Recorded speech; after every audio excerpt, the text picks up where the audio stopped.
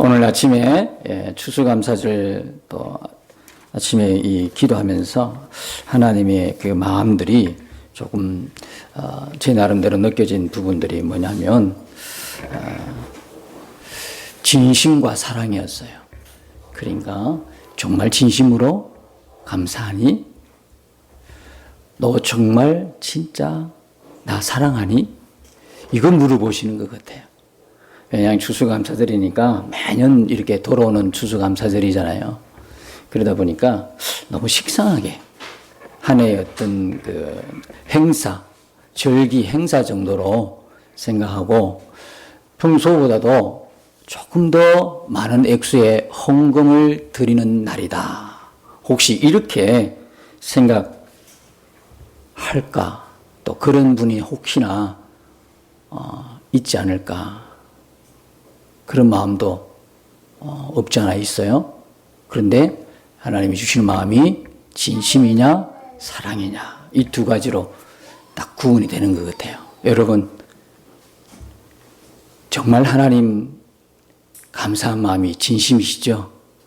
예. 그죠? 그리고 정말 하나님을 여러분 사랑하시죠? 그죠? 이게 사랑이 참 중요한 것 같아요. 사랑을 하게 되면 감사가 되죠. 하나님이 많은 것들을 우리에게 요구하지 않으시고 사랑하느냐를 물어보시잖아요. 그 베드로에게 너 날 사랑하느냐 물어보시지 너 왜 그때 그랬어? 따지지 않으셨잖아요. 우리가 베드로 보면 흔히 수제자라고 하는 사람이 예수님과 3년 내가 그렇게 같이 붙어서 살았다 그러면 나는 안 그럴 거야. 그럴 것 같죠? 우리는 제가 말씀드렸잖아요. 베드로보다도 훨씬 좋은 조건 속에 예수 믿고 있다니까요. 무슨 말인지 이해가 안 되시나요? 베드로는 예수님과 함께 있었어요. 근데 우리는 함께 있는데 중요한 거는 예수님과 우리가 하나가 되어 있단 말이에요. 연합이 됐다. 우리가 세례를 받았다는 이야기는 그냥 교회 나와가지고 1년 동안 신앙교육 잘 받아가지고 이 사람 이제 우리 교회에 딱 맞는 교인이 되었다 해가 세례 주는 게 아니고 세례는 뭐냐면 이제 나는 죽었고 나는 뭐로 살아요? 옛날에 그런 방식으로 살아요? 옛날에 예수님 전혀 알지 못했던 그 방법으로 살아요? 그런 게 아니고 이제 나는 죽었어. 자아가 펄펄 살아가지고 옛 사람으로 살던 다시 말하면 제 종으로 제 노예에 대해서 살던 나는 죽었어. 그런데 다시 살아났어. 죽은 것만 강조하면 안 되죠. 뭐요? 정말 중요한 건 산 거잖아요. 뭐로 살았어요? 예수님으로 인하여 살아난 자가 되었잖아요. 그게 어떻게 가능해졌냐고, 그게. 아니, 우리로서는 이게 도무지 불가능한 일이잖아요? 근데 그게 어떻게 가능해졌냐?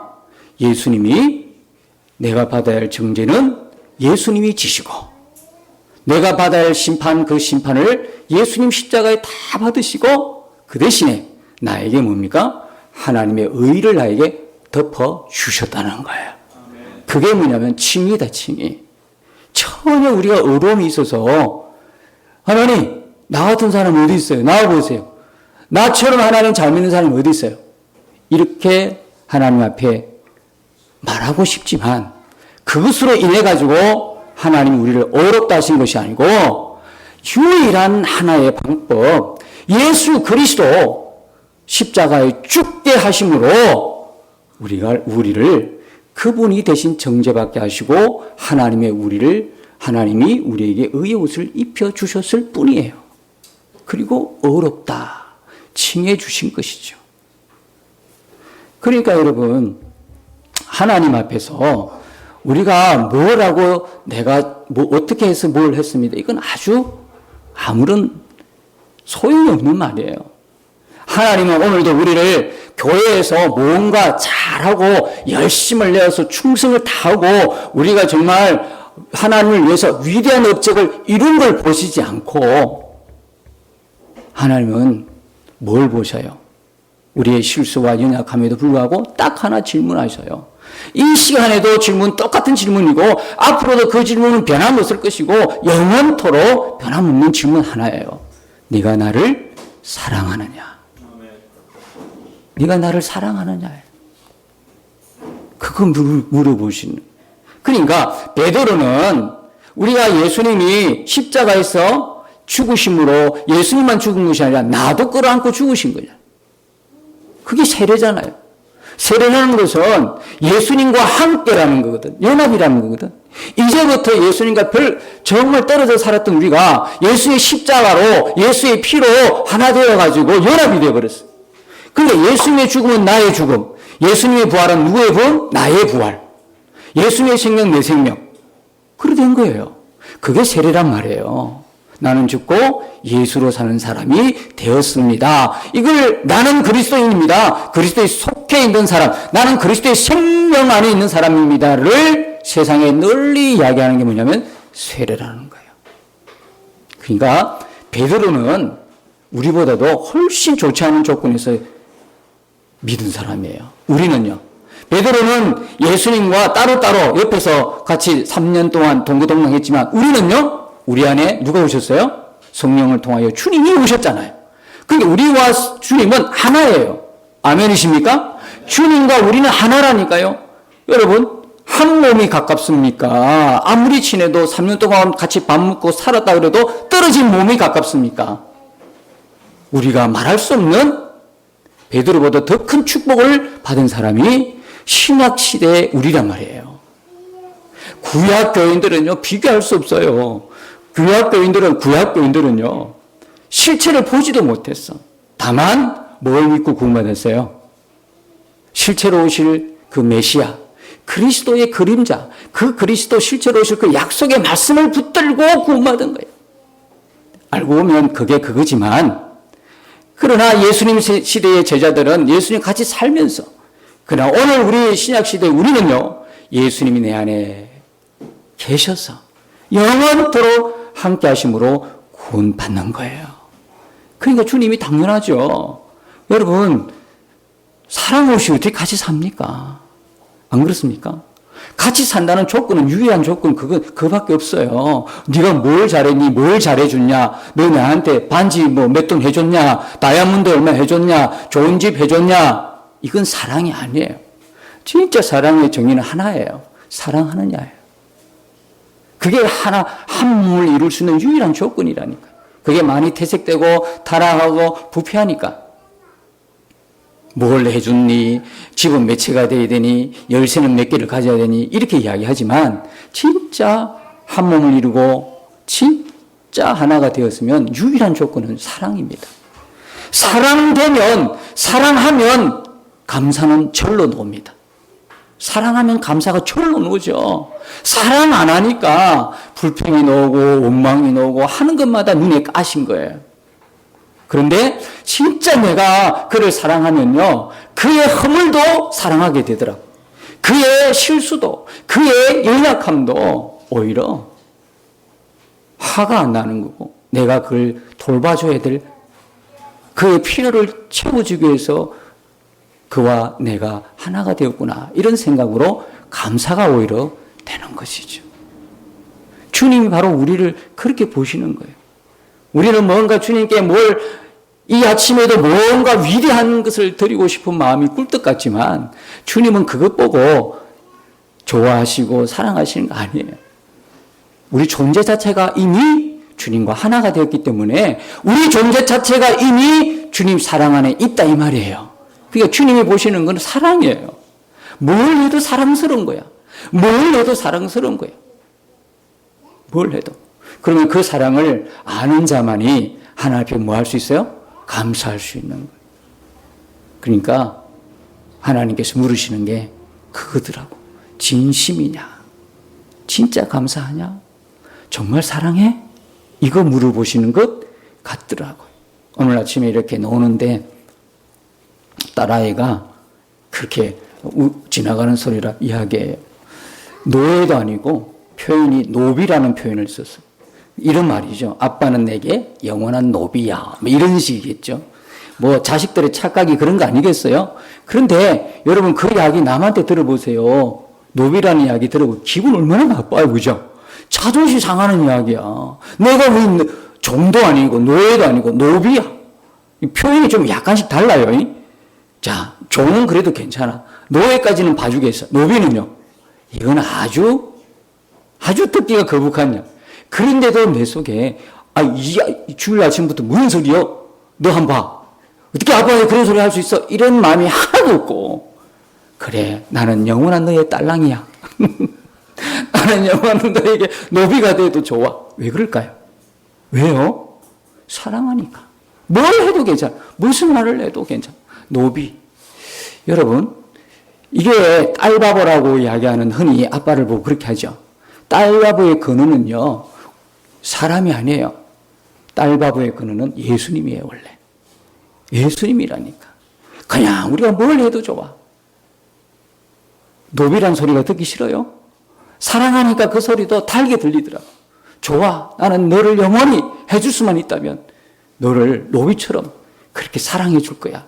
마찬가지로 예수님이 우리에게 그러고 있는 거예요. 예수님은 오래전부터 그러셨어요. 여러분 노비하고 우리의 모든 죄를 다 한 몸에 안고 십자가에 죽은 것하고 비교가 돼요? 이거 비교가 될까요? 십자가와 세상에 어떤 비하하는 말, 어떤 모독을 주는 말, 수치를 주는 말 비교되는 게 뭐가 있어요? 그렇잖아요? 자존심 상하게 하는 말, 비위를 거스리는 말, 이거 모든 거 다 들고 가도요 십자가 앞에서는 허물허물 아무것도 아니에요. 비교할 수 없어요. 진짜 우리에게 바보가 되신 분 누구냐면 예수님이세요. 그 많은 허물, 그 많은 실수, 지금도 여전히 넘어지고 자빠지고 쓰러지는데도 나 너 사랑해. 나 너 포기할 수 없어. 그게 십자가예요. 여러분 십자가 속에서 우리는 말할 수 없는, 표현할 수 없는, 도무지 이 세상의 어떤 언어로도 감사를 다 표현할 수 없는 사랑이 십자가를 보면서 우리는 알게 되는 것이죠. 요즘 다니엘 기도회 중이잖아요. 다니엘 기도회를 쭉 이렇게 보면 참 은혜가 돼요. 그런데 그 다니엘 기도회 중에 순서 중에요. 사랑의 헌금 시간이 있어요. 근데 여러분 사연을 다 보셨죠? 다 들어보셨지요? 어때요? 여러분 마음은 어때요? 저는 이런 마음이 들었어요. 사연이 다 소개되는 것 중에 다 형편이 좋은 사연은 하나도 없어요. 물론 형편 좋으면 그게 소개가 되겠어요? 그런데 다 그걸 보면서요. 와, 나는 감사하다. 이런 생각이 불현듯 일어나더라고. 와, 나는 진짜 감사하다. 왜요? 왜 그런 생각을 했을까요? 내가 아무리 힘들고 어려워도 지금 그 사람들보다는 낫지 않냐 이거죠. 그 사람 처지와 형편에 있지는 않지 않냐 이거죠. 내가 아무리 눈물 날 일이 있고 힘들고 주저앉고 싶은 순간이 있었다 그래도 지금 그 사람보다는 내가 낫지 않냐. 이런 어떤 비교. 그랬었을까요? 그래서 제가 와 감사하다. 나는 감사하다 했는데 이것도 사실은 온전한 감사는 아니죠. 왜? 나보다도 더 형편 좋은 사람 또 비교하면 내가 지금 그들을 보고 감사했지만 이 감사는 사라져요. 아침 한 개 사라지듯 확 하고 사라져요. 자꾸 비교를 하면 그거는 온전한 감사가 안 되죠. 오늘 하나님께서 우리에게 주신 이 감사는 뭐입니까? 범사에 감사라는 거예요. 근데 이 범사라는 그는 우리처럼 남하고 비교하기를 참 좋아하는 우리는요, 해당이 되는 말이 아니에요. 주님이 범사에 이런 이야기를 하셨을 때는 항상 쉬지 말고 이런 이야기는요, 우리의 단어를 초월하는 의미예요. 다시 말하면 범사 항상 쉬지 말고 이거는요, 내가 원하는 그런 기쁜 어떤 일들이 있는가 하면 전혀 그와는 반대의 상황, 전혀 내가 원하지 않는 상황, 정말 슬퍼서 견딜 수 없는 그런 상황까지를 다 포함하는 단어가 범사에 항상 쉬지 말고 이런 단어예요. 하나님이 우리에게 원하시는 건 뭐냐면 이런 감사라는 것이죠. 지금 우리가 이 감사가 뭐니, 뭐 기쁨이 뭐니, 기도가 뭐니, 단어 하나하나를 뽑아가지고 이건 이렇습니다, 저건 저렇습니다. 아무런 능력이 우리에게 없어요. 해마다 감사절기 만나가지고 감사는 이런 거예요. 기도는 이렇게 하는 거예요. 100번 들으면 무슨 소용이 있어요? 우리가 이 단어 속에서 정말 중요하게 알아야 될 거는 이 단어 속에 있는 하나님의 마음인 거예요. 하나님은 도대체 우리에게 뭘 하기를 원하시느냐? 하나님께서 요구하시는 게 뭐냐? 이것이 그리스도 예수 안에서 너희를 향하신 하나님의 뜻이니라. 이게 하나님의 마음이라는 거예요. 우리가 어떻게 살아가는 거예요? 어떻게 사는 게 하나님이 우리에게 주신 마음이에요? 항상 기뻐하는 거예요. 범사에 감사하는 거예요. 쉬지 말고 기도하는 거예요. 이게 우리를 향하신 하나님의 마음인 거예요. 이거는요, 아무에게 준 것이 아니에요. 그렇다고 누구나 이렇게 되어질 가능한 것도 아니에요. 누구에게 주신 말씀이에요? 그리스도 예수 안에서. 그러니까 우리로서는 이 이야기는 무슨 이야기냐면 우리로서는 우리 자체 인간의 본연의 어떤 그거로는 도무지 이렇게 살 수 없는 우리 존재라는 걸 주님이 너무나 잘 아시는 거예요. 그렇기 때문에 누구에게나 아무에게나 이 말씀하시고 이렇게 하라고 말씀하신 게 아니고 그리스도 예수 안에서. 그러니까 우리가 기뻐하고 우리가 찬송하고 우리가 쉬지 말고 기도하고 범사에 감사할 수 있는 이유는요, 우리의 상황과 우리의 처지와 우리의 환경에 있지 않다는 이야기. 우리가 범사에 어떤 일이든 감사할 수 있는 이유는 뭐예요? 오직 예수 그리스도. 그리스도 안에서. 분명히 여러분 지난번에도 늘 말씀드린 요한복음 8장 12절의 말씀, 주님이 이 땅에 세상의 빛으로 온들 우리가 여전히 교회 나오고 예수 믿는다 그러는데 나는 여전히 빛으로 살지 아니하고 어둠에 있어. 여전히 제 가운데 있어. 예수님이 세상의 빛으로 오신 뭐해? 나에게는 적용이 안 돼. 예수님이 세상의 빛으로 와서 각 사람에게 비치는 구원의 빛이 된들, 생명의 빛이 된들 무슨 소용이 있어? 나에게는 그림의 떡인데. 그래서 뭐예요? 따르는 자는 그랬잖아요. 나는 세상의 빛으로 비치니 나를 따르는 자는 어둠에 다니지 아니하고 생명의 빛을 얻으리라 그랬잖아요. 그러니까 생명의 빛을, 세상의 빛으로 오신 그 예수님을 믿고 생명의 빛을 받는 사람은 누구냐면 누구나 교회에 와가지고 앉아있으면 그렇게 되는 게 아니고 뭐 하는 사람? 주님을 따르는 사람. 여기에 기뻐하고 감사하고 또 뭡니까? 찬송하고 예배하고 범사에 어떤 환경과 상황에 굴하지 않고 굴복하지 않고 오직 감사할 수 있는 이유는 그리스도 예수 안에서. 예수님이라는 거예요. 우리가 이 문을 열어야 되는 거예요. 이 눈을 떠야 되는 거예요. 이 눈이 떠이지 않으면 계속해서 우리는 내가 보여지는 상황, 환경, 처지, 입장에서 감사하려고 하는 거예요. 그러면 여러분 조금 감사했다가 그 상황이 아니면 또 추락하는 거예요. 원망하고 불평하게 되는 거예요. 그래서 예수님 우리가 오직 힘써야 될 건 뭐냐면 정말 예수님이 내 안에 오신 거에 눈을 여는 것입니다. 눈을 더욱 뜨는 것입니다. 우리는 기도해야 합니다. 감사가 여러분 우리가 결단한다고 결심한다고 됩니까? 오늘부터 여러분 결심하고 결단하십시다. 감사하십시다. 네, 1시간은 가능해. 그러나 조금 후에 식사할 때부터 깨어지기 시작하는 거예요. 저 사람은 밥을 저렇게 많이 주고 나는 이거밖에 안 줘? 이런 상황에서부터 왜 저쪽에 테이블에는 반찬이 하나 더 있는데 왜 내 쪽은 없어? 이러기 시작하면서 그 감사는 이제는 원망이 되고 불평이 되는 거예요. 여러분 교회 볼 게 뭐가 있습니까? 교회가 화려합니까? 교회가 크고 웅장합니까? 그것 때문에 기뻐하고 감사합니까?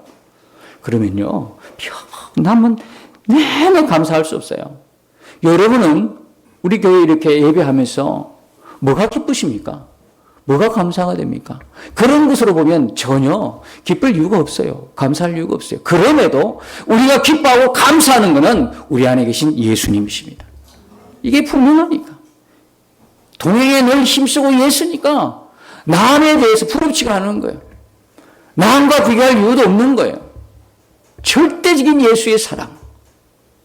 그 예수의 사랑이 마음에, 가슴에 새겨진 사람은, 머리에 새겨진 것이 아니라 가슴에 새겨진 사람은 오직 예수님 한 분으로 만족하고 감사하고 충분하다는 믿음의 고백을 날마다 드리게 되는 것입니다. 여러분 이해할 수 없습니까?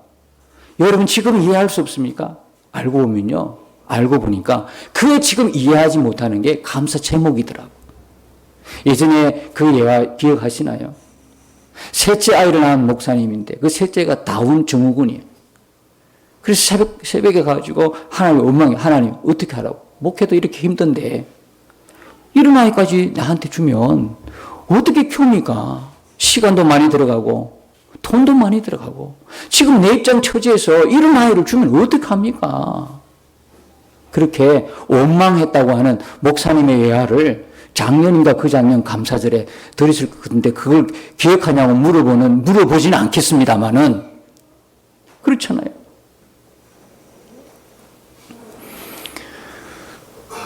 여러분 지금 우리가 이해할 수 없는 거예요. 하나님께서 그 목사님에게 깨닫게 했던 그 깨달음. 내가 이 아이를 어디에 보낼까? 어느 집에 보내야만이 이 아이가 잘 자라날까 생각했더니 너희 두 사람이 딱 맞더라는 거예요. 하나님이 그 목사님에게 그 귀한 마음을 주셨어. 그렇게 울면서 하나님 이 아이를 어떻게 키우면 좋겠어요. 내 형편에. 이렇게 울고 기도했더니 하나님이 그 목사님에게 주신 마음이 내가 이 세상의 모든 사람을 보는데 너희들만큼 그 아이를 잘 키울 수 있는 사람이 없기 때문에 내가 너희 가정에 줬다, 보냈다. 그러니까 목사님이 그 감동을 받고 이 아이가 눈물이 아니라 감사 제목이구나. 이 아이가 선물이구나.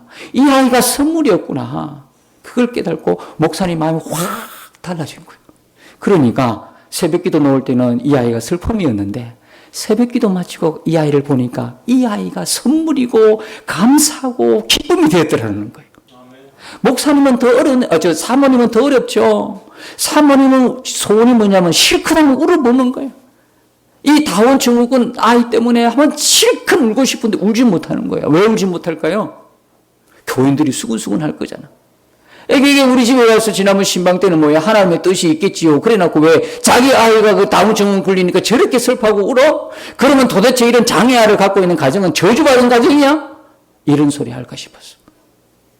울지도 울어보지도 교회에서도 울어보지도 못하고 집에 와서도 마음껏 못 우는 거예요. 왜? 아이 둘이가 위에 있잖아요. 그럼 과연 뭐라고 생각하겠어요? 우리 동생은 부모님의 슬픔이구나. 이렇게 생각하지 않겠어요? 그러니까 이 사모님은 표현이 안 되는 거예요, 표현이. 그때 하나님께서 사모님에게 영적인 눈을 확 열어주셨어요. 뭘 열어주냐면, 아이를 데리고 소풍을 가고 야외로 놀러 갔는데, 한 아이가 정말 좋아할 그 선물을 사서 줬더니, 아이가 마음에 안 든다고, 그 선물을 갖다 던지고, 그 자리에 주저앉아가지고, 퍼질러 앉아가지고, 막 울고, 이런 것들이 환상 비슷하게 자기가 사모님이 느낀 거예요. 그리고 나서 깨달은 거예요. 지금 하나님 앞에서 내가 지금 이런 상황이구나. 마음에 안 든다고, 하나님 주신 선물이 마음에 안 든다고 주저앉아 퍼질러 앉아가지고 그냥 경상도 말로 땡깡거리고 그냥 울고 불고 지금 이게 내 모습이구나. 그걸 알고부터 사모님이 이 아이가 하나님이 우리 가정에 주신 선물이었구나. 참 감사한 선물이구나. 이래가지고 바뀌어졌다는 거예요. 사랑하는 여러분, 하나님은요, 우리를 바꾸시는 하나님이에요. 그러니까 지금 이해되지 못하죠? 이해 못하니까 뭐가 나와요? 불평이 나오지, 원망 나오지, 감사 없는 거예요. 그러나 여러분, 그걸 가지고 하나님 앞에 기도하면 하나님이 어떻게 해요? 그것이 감사의 제목이란 걸 깨닫게 하신단 말이에요. 오늘 그 이야기예요. 항상 기뻐하라, 쉬지 말고 기도하라, 범사에 감사하라. 왜 중간에 쉬지 말고 기도하라가 있었을까요? 자, 항상 기쁨과 범사에 감사 중간에 쉬지 말고 기도하라. 언제까지 기도를 청구서처럼 여길래요? 언제까지 여러분 기도를 하나 앞에 이것 주세요, 저것 주세요, 맨날 청구서 해가지고 받아내려고 하는 그런 청구서 정도로 여기실랍니까? 기도는 하나님과의 뭡니까? 친밀한 교제인 것입니다. 만남인 거예요.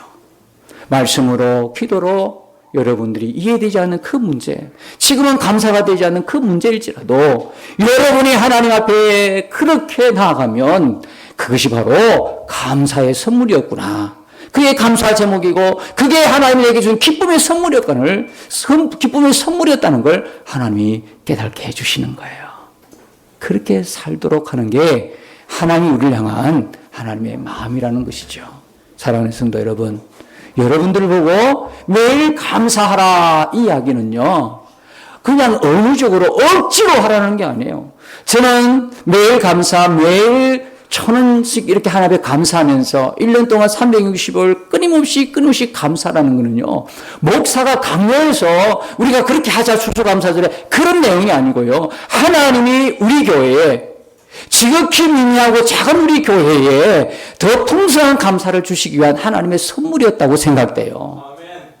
그렇죠? 여러분 해보신 분은 알아요.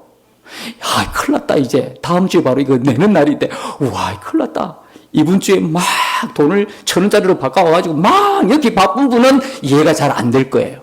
그러나 순종해서 매일매일 정말 차근차근하게 감사하고 1,000원씩이라도 매일매일 감사한 분은요, 36만 5천 원이 아니고요, 365만 원이 아니고요, 3억 6천만 원이 아니고요, 비교할 수 없는 하나님의 감사, 하나님의 기쁨이 그에게 선물되었을 줄로 믿습니다. 놀라운 일이에요. 이건 우리를 더 풍성한 감사로 나아가게 하는 하나님이 독특한 우리에게 주신 선물과 같은 거예요. 여러분, 내년 추수감사절에도 이런 매일매일 주 예수님과 함께 하심으로 여러분 안에 감사가 풍성해지고 여러분 안에 하나님을 사랑하는 뜨거워지고, 그래서 내년에는 더 아름답고 풍성한 감사의 제물로 드리는 그런 은혜가 있으시기를 축복합니다. 항상 범사에 감사할 오직 그 이유, 예수 그리스도이십니다. 우리 안에 오신 예수 그리스도, 다 주님 바라보면서 행복한 동행을 이루어가는 복된 여러분 되시기를 주님 이름으로 축복합니다.